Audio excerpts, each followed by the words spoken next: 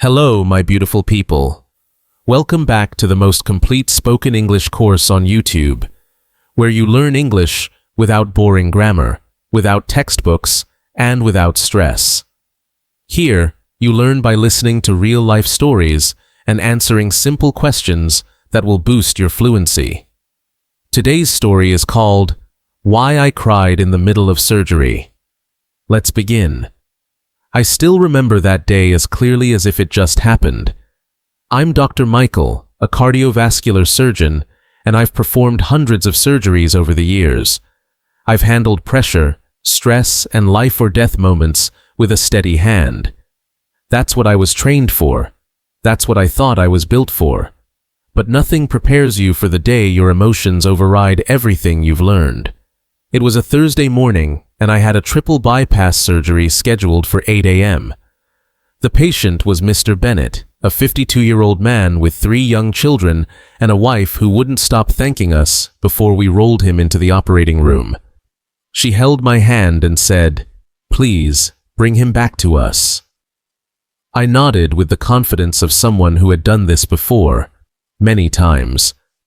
I went through the pre-op checklist, scrubbed in, put on my gloves, and stepped into the cold, sterile OR. The lights were bright, and the room was quiet except for the monitors beeping steadily. My team was ready, and I gave the nod. We began. The surgery started off smoothly. The first artery was repaired without complication. The second took a little more effort, but nothing outside the ordinary. As I moved to the third bypass, something unexpected happened. Mr. Bennett's heart rate dropped. Fast. Too fast. "Pressure's falling," the anesthesiologist called out.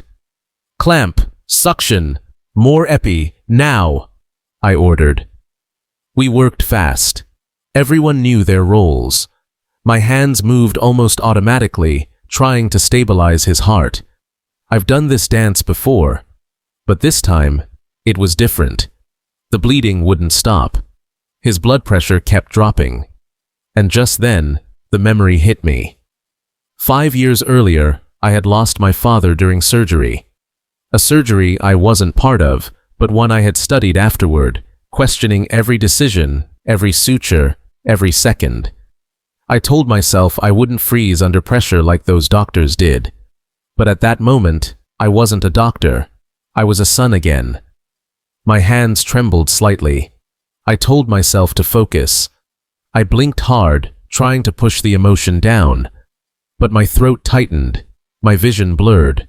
I realized I was crying.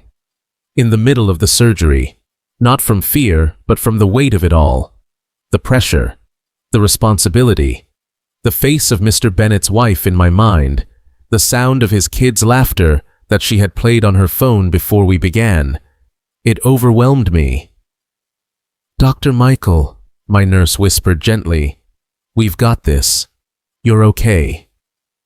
That one phrase pulled me back. I took a deep breath and refocused. We worked together. I found the bleed. We stopped it. His heart stabilized. Slowly, the monitors returned to normal. We closed him up, and I stepped away. I walked out of the OR and sat alone in the hallway. The tears didn't stop, but they weren't just from the surgery. They were from everything I'd carried for years. Hours later, when Mr. Bennett woke up, he smiled weakly and said, "Thank you, doctor." His wife hugged me. She didn't know that I had cried during the procedure, but maybe she wouldn't have cared. Maybe she would have understood that I cried not because I was weak, but because I cared, deeply. Since that day, I've embraced a new truth. Being a doctor isn't just about knowledge and precision. It's about humanity. And sometimes, even surgeons cry. Now, it's time for your quiz. Let's test how much you understood from the story. Remember, answer out loud, and you have 5 seconds to respond after each question. Ready? Let's go. What is Dr. Michael's profession? He is a cardiovascular surgeon. What type of surgery was scheduled for that morning? It was a triple bypass surgery. How many children did Mr. Bennett have? He had 3 young children. What did Mr. Bennett's wife say before the surgery? She said, "Please, bring him back to us." Which artery caused complications during the operation?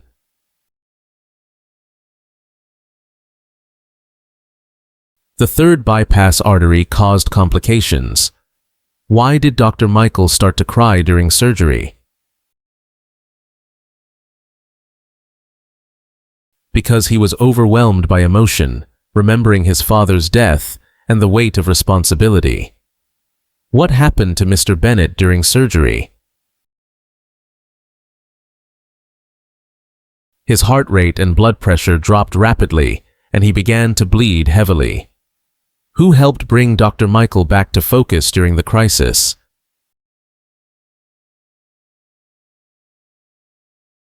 His nurse gently told him, "We've got this.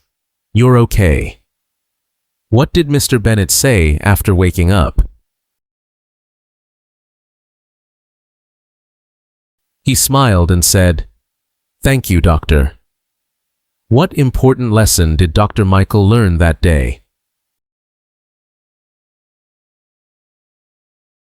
That being a doctor means embracing humanity, and it's okay to show emotion. Now let's take a closer look at some of the key vocabulary and expressions from the story. These words might not be very common, but they are useful and powerful. Bypass surgery, a medical procedure where blood is redirected around blocked arteries. Example, the patient needed bypass surgery to improve blood flow to his heart. Sterile, completely clean and free of bacteria, especially in a medical environment. Example, all tools must be sterile before surgery begins. Clamp, a surgical tool used to stop bleeding by compressing blood vessels. Example, the surgeon called for a clamp to control the bleeding. Anesthesiologist, a doctor who manages pain and monitors vital signs during surgery. Example, the anesthesiologist ensured the patient stayed unconscious during the operation. Blurred vision, when your eyesight becomes unclear or foggy. Example, she cried so much her vision became blurred. Throat tightened, a feeling of emotional tension in your throat when you want to cry. Example, when he got emotional, his throat tightened and he struggled to speak. Suction, a device or action that removes fluid or air by force. Example, the nurse used suction to clear the surgical field. Stabilize, to make something steady or prevent it from changing. Example, they worked hard to stabilize the patient's heartbeat. Humanity, the quality of being compassionate and understanding. Example, the teacher's humanity was clear when she comforted the crying student. Overwhelmed, feeling buried or consumed by too many emotions or tasks. Example, he was overwhelmed with work and didn't know where to begin. Thank you so much for watching this video until the end. You are doing something amazing by learning English with stories. If you enjoyed this lesson, don't forget to like, subscribe, and share this video with your friends so more people can enjoy these stories and learn English the easy way. This is Docentes DigitalesTV, where you learn to speak English fast, easy, and with confidence. See you in the next video.